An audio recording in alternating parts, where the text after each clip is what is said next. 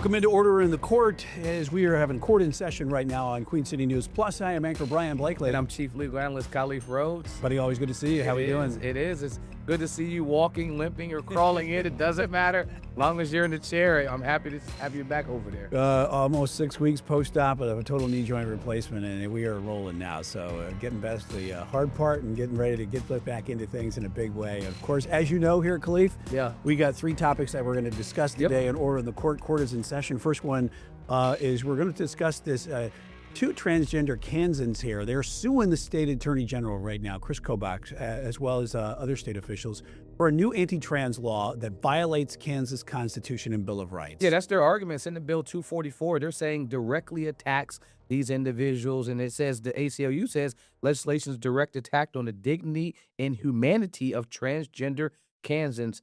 This is something that they're saying is a violation of the Constitution, that they're saying is a violation of the Bill of Rights, and they're pointing to a number of things. But in essence, and this is the language that comes right from the bill, when they're saying that a person could be in violation of this bill, and it carries a penalty of up to 6 months in jail if an individual, a private person, can sue against a transgender person if, and this is the part they're taking issue with, if the individual is aggrieved by a transgender person's presence in a sex-segregated space.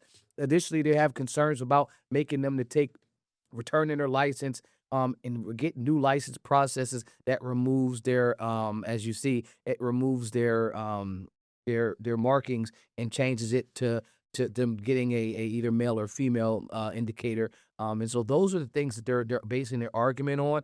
I mean, I'd say that forced reversal of gender markers is legally vulnerable. I'll start with that one. Courts are skeptical when a state retroactively changes identifying documents. So I think forcing them to take their license, return it, pay for it, and then go through the process again, I think courts are going to be reluctant. Historically, they have, based on court precedent, reluctant to want to do this.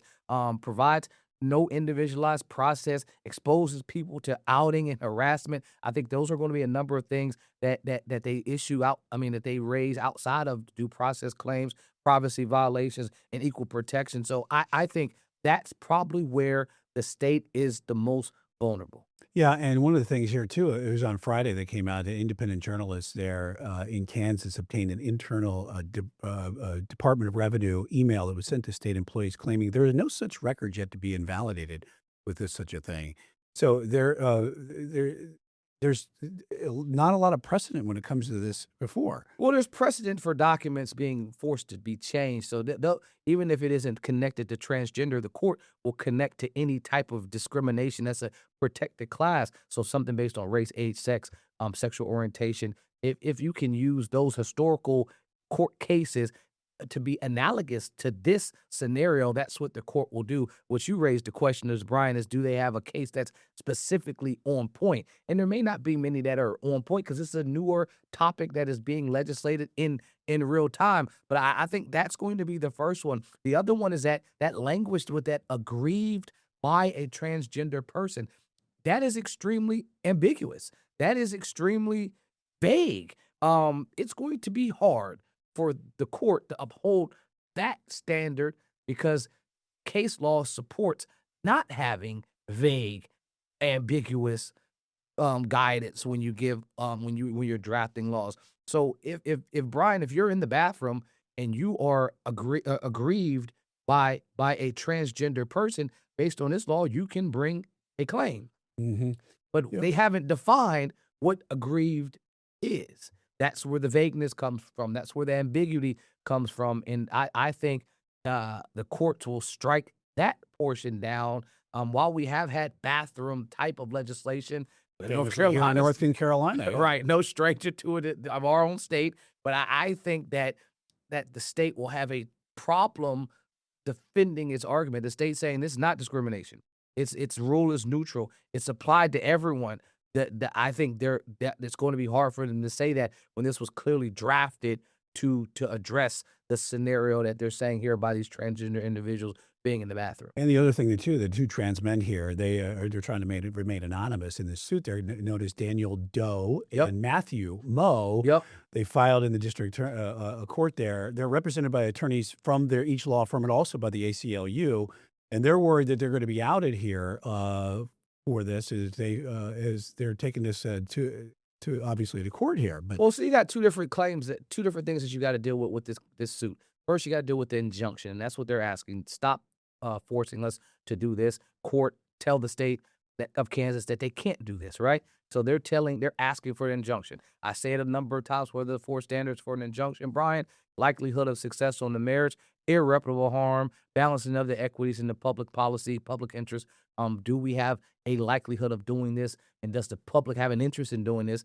Are they likely to be successful? And then can you throw money at this to fix it? The courts here would say, walking through that analysis, you mentioned the outing portion. That outing portion is not something you can throw money at and fix, because now you've been put in a situation where you're subject to harassment and belittling and a number of things that come with being outed. And so because of that, I think the court will be inclined to at least entertain the injunctive standard. But now with the final win, what does that look like? The state's going to have to argue that this is a legitimate government interest.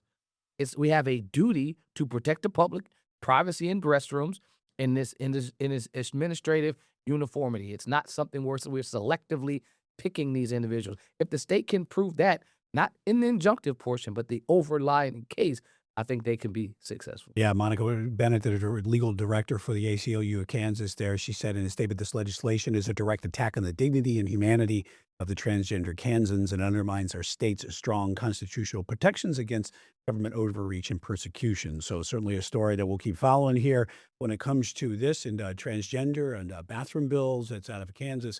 I want to move on to another story that we're following. We're going to take a short break right now. And that is locally here in Charlotte, Khalif, and that is a situation with I-77. They came out with new plans. Black Political Caucus says not so fast. They filed an injunction here, temporary restraining order on that. We'll have more on that coming up after the break. You're watching Queen City News Plus and Order in the Court with Khalif and Brian. Welcome back to Order in the Court. You got Khalif and Brian here right now as we're going to be talking about our second subject today here, and that is I-77. Boy, Khalif, we all know we've driven on I-77, especially from Charlotte down to the South Carolina line. That is one of the top 100 bottlenecks in the country. It needs help, but the plans that just came out for the new express toll lanes aren't jiving with a lot of people, especially the Black Political Caucus that announced plans. Just today, we're taping this on a Monday, to file a temporary, they filed that temporary restraining order with a partnership with the Macquarie Heights neighborhood just outside of Uptown, where a lot of that construction would go around. They don't want to see that happen because it'll disrupt their quality of life. Brian, you know, as the former chair of the Black Political Caucus, yes, it's how you and I met. That is how we met. We did a forum together. Corporate forum together. That's right. So what I can say is I understand how the process just brought works. back some very good memories, warm feelings right there. That's probably almost 10, 12 years ago, right? Right. 18. Yeah. So we're no less than 12. 8 years ago. 8 years ago. That's My math is off. But nonetheless, your math ain't mathing, but we got it. Seems like a lifetime ago. But what I'll tell you is that as the former chair, I know that this works internally, that the body would have raised this concern because the membership of the BPC is mostly elected officials. These are people that are intimately connected to what's occurring, that know the process, that know what's occurred over the years. And so to raise this, to see something like this happen, this would have been a democratic process where the body would have voted to make sure that, hey, we're going to bring this claim on behalf of our membership and on behalf of the folks that live in that area. And so the standard, and I just mentioned in the last setting, it's the temporary restraining order standard is clear. Likelihood of success on the marriage, irreparable harm, balance of the equities. That's harm to the residents versus harm to the state, right? They have to balance, well, who will be harmed and what type of harm will be caused. And then the last one is public interest favors stopping a project, or public interest favors allowing the project to go forward. The likelihood of success on the marriage, I think, is going to be crucial. But even more than that is going to be irreparable harm. I say it all the time. If you can throw money at it, if you can say, okay, you lost your house, I can pay you for it. Okay, you lost your church on the corner, I can pay you for it. If the state can say whatever they're arguing does not have a irreparable harm standard and it's a money standard, then the BPC's temporary restraining order would be dead on arrival. What I can tell you is that they've pointed to, listen to their press conference, they pointed to a number of things, pointing to old neighborhoods being removed when the projects have happened in the past with 277 and I-77 originally, how neighborhoods were uprooted and communities and churches where you couldn't get money to fix it because those communities were just evaporated. And those are the types of things that they'll point to. They'll also point to a couple things in terms of if the court looks at the likelihood of success of the marriage. Well, can you point to a disparate impact in this community? And did the North Carolina Department of Transportation fail to meaningfully consider an alternative? North Carolina Department of Transportation already said this is the most viable option. They said that we've done a number of studies. This isn't something that popped up overnight. We've been working on this for 10 years. So now should have been 30, by the way. Right. They're saying because we've been working on this for so long, we're ready to move now. And they're saying this is going to cost hundreds of millions of dollars if it's delayed. They'll say, again, back to the caucus, if they're making the argument of likelihood of success on the marriage, North Carolina Department of Transportation rushed approvals. The process lacked transparency. The environmental impact is going to be devastating, and the community impact is going to be devastating. So that I think that likelihood of success will come down to those standards. But BPC isn't out of the water yet because the North Carolina Department of Transportation has the statutes on their side. They have explicit power granted to them to plan highways. And then that's going to be, they'll come back and say, well, this is what we do. You're asking us to not build these roads, and this is our job. So we have been vested with the power and authority to do this. Yeah, and one of the things too, I mean, this has been a long time coming for something like this. You talked about the planning issue, the planning. Finally came out with a plan here for I-77. It's an 11-mile stretch between the Brookshire Freeway exit to the South Carolina border. It's only 3 lanes right now, and it bottlenecks like crazy. It is a horrible situation. It's jammed at just not the normal times. But the question, too, is that when the plans came out, it was a double-decker type of thing of what they wanted to do was to build and layer on a stack on top for this and also expand out into like McCrory Heights and some of the other areas. It would just really impact the neighborhoods. Yes. Yep. And that really upset a lot of people. The North Carolina Department of Transportation has had some public forums about this. A number of them. And people have been very vocal and very upset about how this is going to impact, not so much down around I-77 in the Pineville area, Nope. down around Tyvola exit and down in even Woodlawn up in there and even Remount. It's more up in that uptown area where those historically black neighborhoods are really impacted by the expansion and that construction that'll be very, very invasive. And so this is, and after the meetings, I guess the point here I want to make is that after the meetings, they said that they might want to revisit some things as far as how they plan to do this. I have a feeling that this is going to help move that along and how to replan that, but it is going to move the project back a little further as well. Well, I also think it's multifaceted. So while you have this lawsuit happening, right, where you have legal minds in the room saying, hey, we can just file an injunction to stop them. You also have elected officials in the room saying, I can do what's in my power. You have state senators, Salvador and Tedros, writing a letter to Governor Stein, urging him to stop this project or at least pause it to give them time to figure out if there's a better alternative. You have a number of folks trying to petition and request city council to do something with this within their power. And so right now, I think this is the best approach if you're a community and you're saying you don't want this to happen. It's not a one-sided attack. It's we're going to ask the courts to do something, but we're also going to ask the executive branch to do something. I mean, and it was passed by the General Assembly. So you have all three branches kind of working together like you want government to work. And you have the people actually exercising their rights to try to get some of these things to happen. I think if I'm looking at this, Brian, and I say, what's the likelihood of them succeeding on this type of case to stop something like this from happening? If they only can allege community outpouring and community frustration, I think it's going to be a low chance.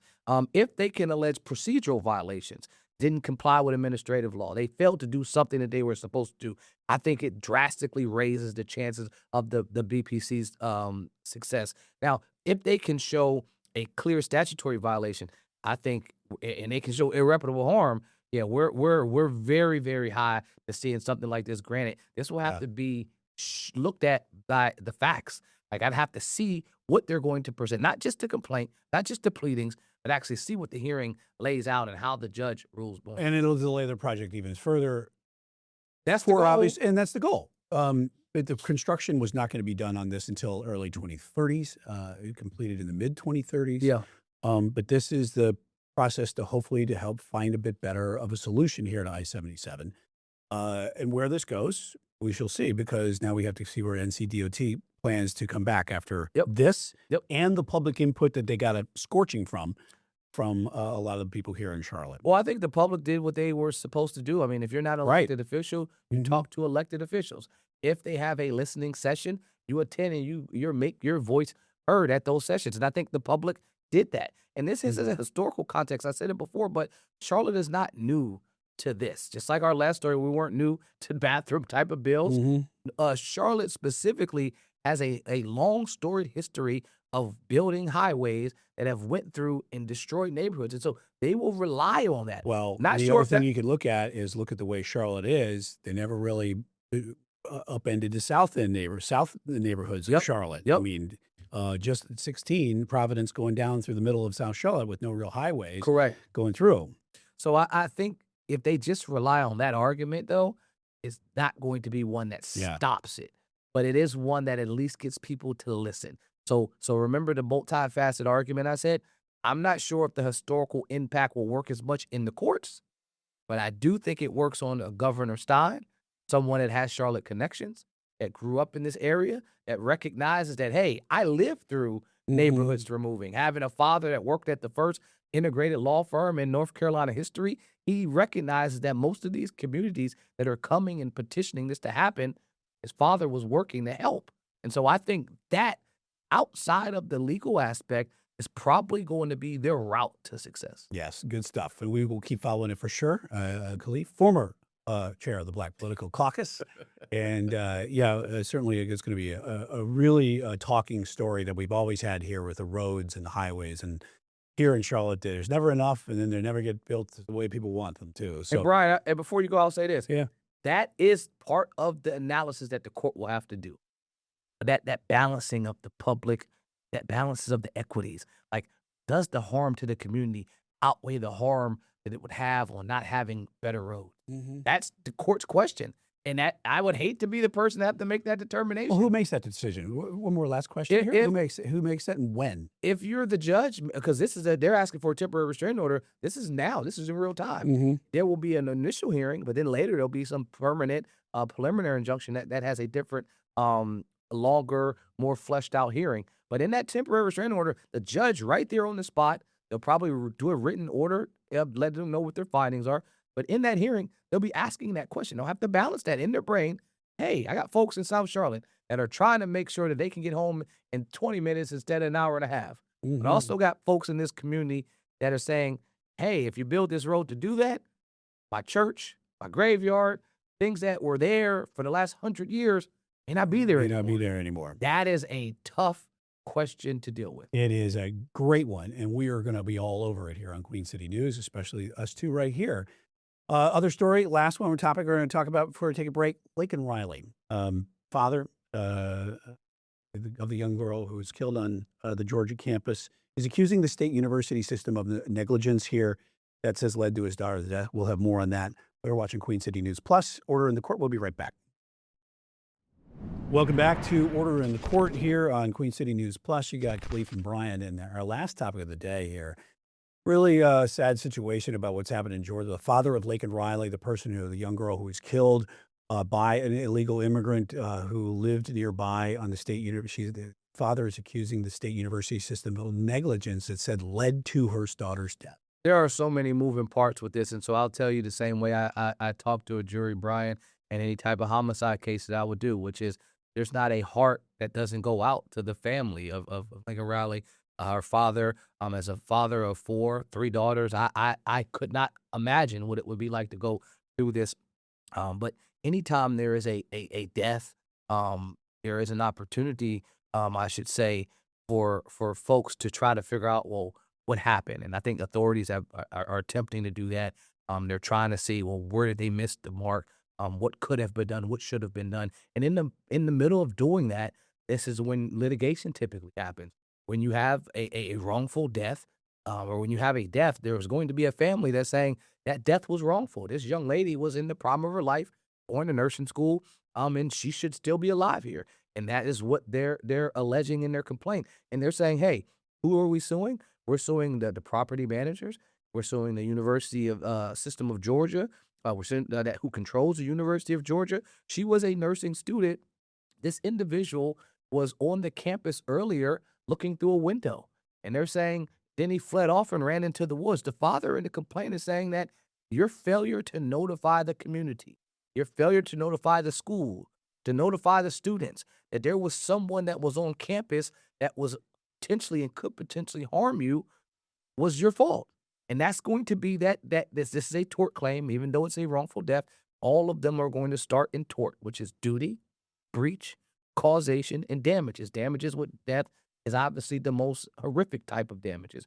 So duty, did the University of Georgia system of Georgia, did the University System of Georgia owe a duty to Laken Riley?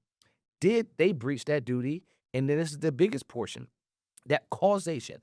But for their failure to do something, was she ultimately killed?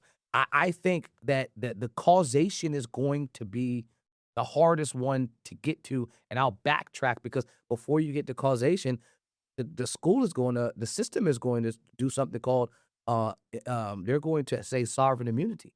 They're going to say that you don't have the right to sue us. And there are strong protections in every state for educational entities to make that argument, which is either you have to state that you clearly waived it, which they haven't, and it fits inside the waiver, usually some type of insurance coverage. That portion of being over to get over sovereign immunity is going to be hard regarding the university system. So I think it will, obviously that's not something that property management would have. So then you get to the causation. It's, if the university had warned someone, would she have still been killed? And on the other defense would be the murder happened off any specific warning zone. A general alert wouldn't necessarily stop the jogger. The killer's act is an intervening criminal cause, meaning that even if we did everything that we were supposed to do, or even if we failed to do everything we were supposed to do, this criminality, this thing that happened, is something that intercedes and intervenes. And because of that, wasn't foreseeable for us, even if we gave the warning. That's what they would argue. I think that sovereign immunity stops this from going forward. If it attempts to progress through the courts. But go ahead. But the sovereign immunity there, this case, highly publicized, highly politicized, and the court of public opinion about that. If Georgia decides to fight that, even if they have very substantial grounds here, how do they look? I think you're right on it. I was going to say that portion next, is that while the Board of Regents can instantly argue we have sovereign immunity, file the motion to dismiss. Because remember, most of these types of claims are not able to get past a motion for dismissal, right? I think it's a highly likely that it's dismissed by a motion to dismiss. However, if the Board of Regents decides that we're going to not go with our legal argument and go with a moral argument, a moral obligation to protect our students, and then somehow waives their sovereign immunity, then yeah, I think they still would have a hurdle of dealing with the proximate cause argument, that but-for argument. And I don't think that's something they waive. And so if they wanted to go that route, I don't think the family files the lawsuit. I think you have this conversation with the university, and you believe, hey, you guys are at fault, and you go to the table and settle before you. That's what I was going to say. Next, is there a settlement? I think there's still, like that? I still think there is ultimately a settlement that will be made. But what I'm saying is, you don't get to, as the plaintiff's attorney, to the position of filing a lawsuit unless you've already tried to have a communication with the defendant, and they just did not want to negotiate. And so typically it would look like, hey, I send a demand letter to you. You as in the university system, the Board of Regents of the university system of Georgia. And I tell you all that I believe that you have caused injuries to my client, specifically in this situation. You caused her death. And because of that, I'm asking for this amount, whatever that amount is. I would assume that portion has already happened. As someone that has filed a number of lawsuits against entities and people, they start with a demand letter asking, for a settlement and a way to avoid going to litigation. Once you have a failure to negotiate or a failure to meet a mind, then you file a claim. And I think that's why we're at this point. So it's potential settle, file claim, trial or settlement. That's the steps that you go. We will leave it right there, and we will certainly keep following this to see where this case does happen. And you've been watching Order in the Court today with Khalif and Brian. Thanks for listening back to City News Plus.